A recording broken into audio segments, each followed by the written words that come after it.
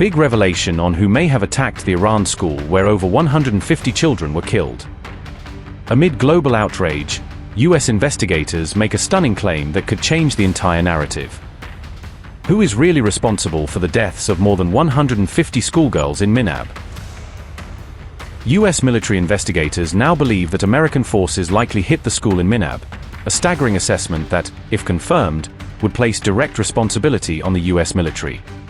The officials, however, told Reuters that they have not reached a final conclusion, stressing that key questions remain unanswered and the investigation is still ongoing. The officials, speaking on condition of anonymity, said the assessment remained preliminary, warning that early intelligence can change. The officials also did not rule out the possibility of new evidence emerging that may point to another party, leaving the door open for a different culprit and adding another layer of mystery to the deadly strike. There is also no clarity on what munitions were used and why the school was hit, according to Reuters, deepening the confusion around the attack. Meanwhile, a New York Times report said the school may have been hit amid US strikes on an Iranian naval base, suggesting the tragedy may have unfolded in the fog of a wider operation against Iranian military assets. Over 150 people, most of them girls aged between 7 and 12, were killed in the deadly attack, turning a place of learning into a scene of unimaginable horror and grief for dozens of families. The US and Israel have sought to distance themselves from the attack amid massive outrage, issuing careful statements as global condemnation grows and demands for accountability grow louder.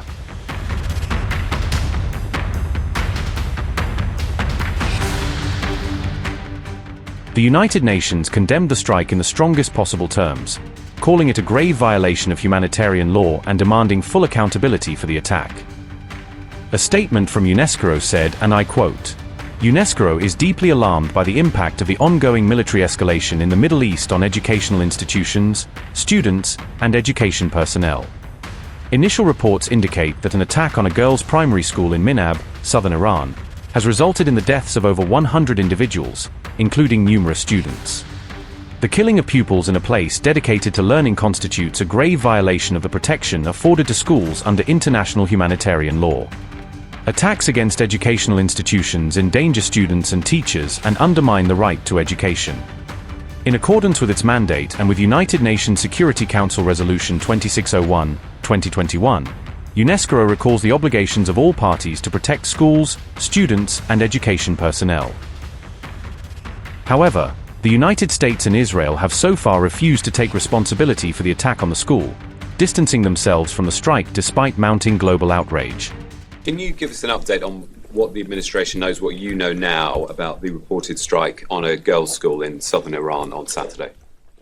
All I can say is that we're investigating that. We, of course, never target civilian targets, but we're taking a look and investigating that. Did the United States airstrike a girls' elementary school and kill 175 people?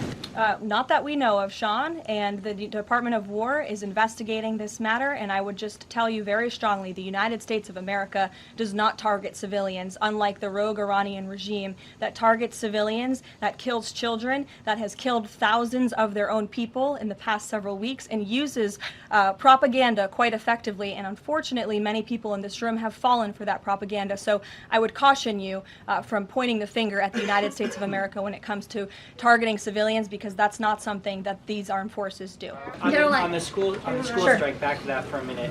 I understand that the U.S. does not target civilian infrastructure. That's what you said. Can you say that there's any evidence right now that it was not a U.S. strike? And then also, you didn't mention Israel in that.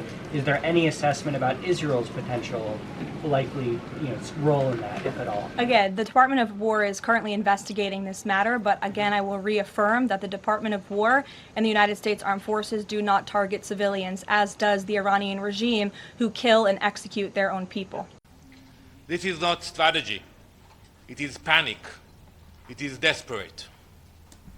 While we strike military facilities and the machinery of terror with precision, the Iranian regime strikes civilians, families, airports, hotels, shopping centers, people's home. In Bet Shemesh, a city near Jerusalem, 4 apartment buildings were destroyed. 9 innocent people were murdered, including these 3 young siblings. We target military infrastructure, they target families. They terrorize their own people, they terrorize us, and now they are attempting to terrorize the region and the world. We honor those we have lost. Despite the sacrifice, we are determined. We will not stop until we achieve our objectives. Look at what they are doing now without a nuclear weapon, threatening the entire region. Ballistic missiles fired in desperation, a regime striking widely as it brought to its knees. Now imagine that same regime with a nuclear capability. That is not a risk we tolerate. That is a reality we will not allow. That is why the joint operation was necessary. We do not just talk about stopping the Iranian regime, we are stopping it. Meanwhile, look at what is happening inside this building at the UN. As Iranian missiles were hitting Israeli cities, the UN Secretary General Special Representative for Children and Armed Conflict, Vanessa Frazier, she tweeted last night condemning what she described as attacks on Iranian schools, leaving a large number of casualties, mostly children. That's from her tweet from last night. Horrible picture, indeed. She posted this graphic image where you can see families in Iran standing among rows of black body bags. I agree, it's a horrible picture. But this photograph is not from the past few days. It was actually taken at the end of January. The dead in these bags that you see were civilians killed by the Iranian regime itself, killed by the same regime now firing missiles at our cities. While this image is being circulated by a UN representative, Israeli children were being killed and injured by Iranian missiles. No tweet about them, no condemnation for them, no urgency for them. Ms. Fraser, if you wish to fulfill your mandate, condemn the Iranian attack that murdered Israeli children. But we know this is the UN. Accusations first, facts later. So I ask, where is the global urgency as this radical Islamist regime spreads its terror across the world? The operation in the summer, they will recalculate their actions. They will decide to engage. It did not happen. On the contrary, from the information and the intel we received, we saw the determination to continue with the deception, to continue with the nuclear ambitions. So we hope that there will be new leadership. The Iranian people deserve better leadership, and we are telling them, we love the Iranian people. Mardumei Iran, we pray for you. We pray for your freedom, and I believe their freedom will come sooner than later. Thank you very much. Thank you, Ambassador. What would you say about the school that was hit? You posted this picture here, but do you have any comment about the school that was hit during the U.S.-Israeli strike on Iran?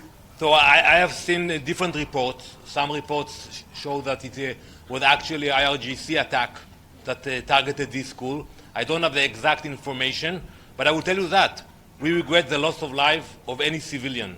And we pray for the people of Iran, but we have the intelligence, and we target military assets. That's what we do. Meanwhile, Iran has launched a scathing attack on the United States over the bombing of the school, accusing Washington of blatant aggression and demanding international action. The people of America should ask their statesmen, were our school children in Minab a threat to America's national security? What threat did the athletes of Lamed and Fars province pose to America's national security? Let us move beyond that. What threat did Iran's nuclear program pose to America? The nuclear program that in June you said with certainty was obliterated and gone. If it was gone, then what is this renewed war about? What does Iran's missile program have to do with you? The reasons for the outbreak of this war are precisely this gross miscalculation. The lies that were injected into the U.S. decision-making apparatus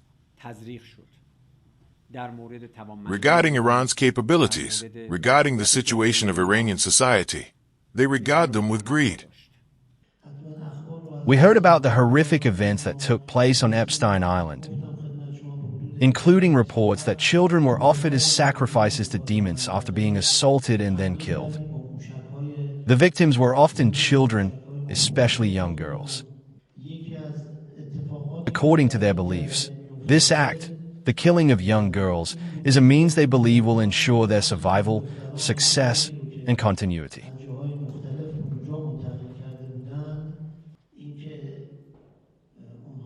I believe that the Israeli attacks that targeted the girls' school in Minab, resulting in the martyrdom of all the girls, may be connected to these beliefs and this ideology. The martyrdom of these innocent girls was their sacrifice for victory in the war against Iran.